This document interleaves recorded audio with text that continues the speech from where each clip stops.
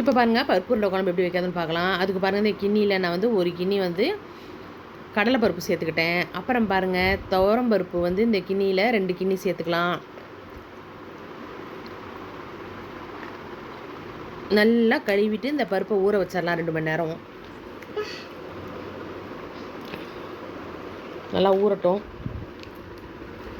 அப்புறம் பாருங்கள் தாளிக்கிறதுக்கு எண்ணெய் ஊற்றிக்கலாம். கடுகு வெந்தயம் போட்டு தாளிச்சிக்கலாம். பாருங்கள் வெந்தயம் போட்டாச்சு. இப்போ பாருங்கள் தாளிக்கிறதுக்கு சின்ன வெங்காயம் தான் போடணும், அதான் டேஸ்ட்டாக இருக்கும். நல்ல நறுப்பமாக போட்டால் நல்லாயிருக்கும். பாருங்கள் சின்ன வெங்காயம் சேர்த்தாச்சு. அடுத்து கருவேப்பிலை சிதறவு சேர்த்துக்கலாம். இப்போ பாருங்கள் அரைக்கிறதுக்கு தக்காளி பழம் ஒரு 4 தக்காளி பழம் சேர்த்துக்கலாம்.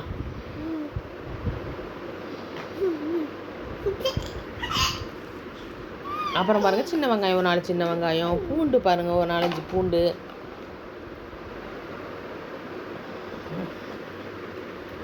அப்புறம் பாருங்கள் சோம்பு ஒரு 1/2 ஸ்பூன் சேர்த்துக்கலாம். மிளகு ஒரு 1/2 ஸ்பூன் சேர்த்துக்கலாம்.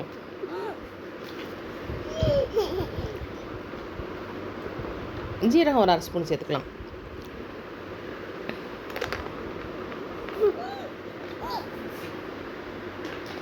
மிளகாத்தூள் சேர்த்துக்கலாம். காரத்துக்கு ஏற்ப சேர்த்துக்கலாம். அதாவது அந்த மிளகாத்தூளை பொறுத்து நான் வந்து 2 ஸ்பூன் சேர்த்துக்கிறேன். மல்லித்தூள் வந்து 1.5 ஸ்பூன் சேர்த்துக்கிறேன். மஞ்சத்தூள் சிறிதளவு சேர்த்துக்கிறேன். இப்போ கொஞ்சம் தண்ணி சேர்த்து நம்ம நல்லா நைஸ் பேஸ்ட்டாக அரைச்சிக்கலாம். நம்ம இப்போ பாருங்கள் வெங்காயம் இந்த பக்கம் நல்லா வதங்கிடுச்சு. இப்போ நம்ம அரைச்சி வச்ச பேஸ்ட்டை சேர்த்து நல்லா வதக்கிடலாம். நல்லா எண்ணெய் மிதந்து வரணும். அப்புறம் நல்லா பெரிய நெல்லிக்காய் சைஸ்க்கு நல்லா ஒரு 2 நெல்லிக்காய் சைஸ்க்கு உள்ள அளவுக்கு புளியை நம்ம கரைச்சி வச்சுக்கலாம். இந்த பக்கம் பாருங்கள் இது நல்லா வதங்கட்டும்.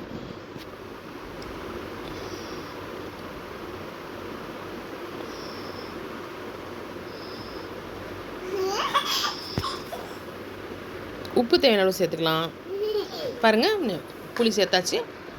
இப்போ பாருங்கள் தேங்காய் வந்து நம்ம இது கொஞ்சம் முத்த கையாக இருக்கனா பால் எடுத்து ஊற்றிடலான்ட்டு நான் மிக்ஸி ஜாரில் சேர்த்துருக்கேன். நல்லா ஒரு தேங்காய் போட்டுக்கலாம். இப்போ பாருங்கள் நல்லா எண்ணெய் மிதந்து வந்துச்சு. இப்போ புளி தண்ணி சேர்த்துடலாம். நல்லா கொதிக்கட்டும்.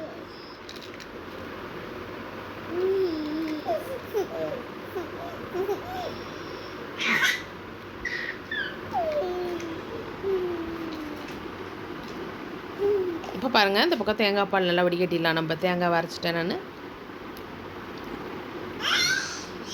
பாருங்கள் புளி கொச்சோன்னே தேங்காய் பால் ஊற்றிடலாம் நம்ம.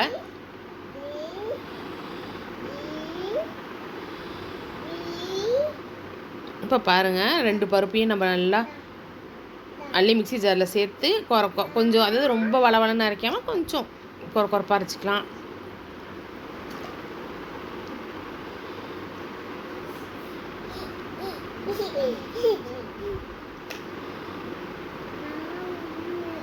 பாருங்கள் சின்ன வெங்காயம் ஒரு 4 சின்ன வெங்காயம், இஞ்சி ஒரு சின்ன துண்டு,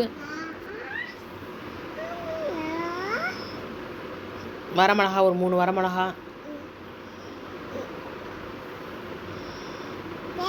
பூண்டு பாருங்கள் ஒரு 4-5 பூண்டு, அப்புறம் சோம்பு மட்டும் சேர்த்துக்கலாம் கொஞ்சமாக. இப்போ பாருங்கள் அரைச்சிக்கலாம். இந்த பக்கம் பாருங்கள் முருங்கைக்கீரை நல்லா கழுவி வச்சுக்கிறேன். கொஞ்சமாக போட்டால் போதும்.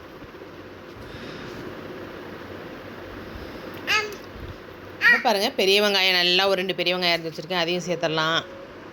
உப்பு தேவையான அளவுக்கு இந்த உருண்டைக்கு மட்டும் சேர்த்துக்கலாம், ஏன்னா குழம்புக்கு நம்ம போட்டுட்டோம் அதனால். இப்போ பாருங்கள் அரைச்சி வச்ச பேஸ்ட்டை வந்து நம்ம அதில் சேர்த்துடலாம்.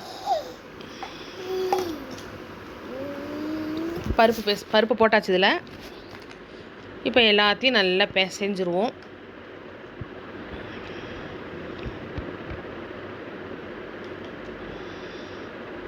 முருங்கைக்கீரை, வெங்காயம், அப்புறம் பருப்பு எல்லாத்தையும் போட்டு நல்லா நம்ம வந்து இப்போ பிசைஞ்சு உருண்டை பிடிச்சிருவோம்.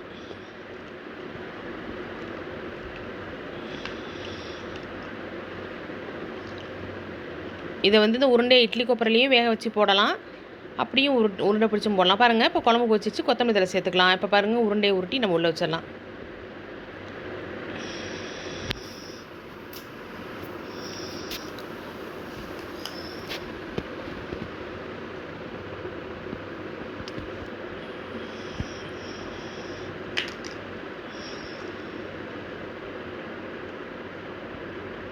இந்த மாதிரி செஞ்சால் உருண்டை குழம்பு செம்ம டேஸ்ட்டாக இருக்கும். பாருங்கள், நான் டேஸ்ட்டான உருண்டை குழம்பு பிடிச்சிருந்தா லைக் பண்ணுங்கள், ஷேர் பண்ணுங்கள், கமெண்ட் பண்ணுங்கள், மறக்காமல் சப்ஸ்கிரைப் பண்ணுங்கள். தேங்க்ஸ் ஃபார் வாட்சிங் this video. Bye bye friends.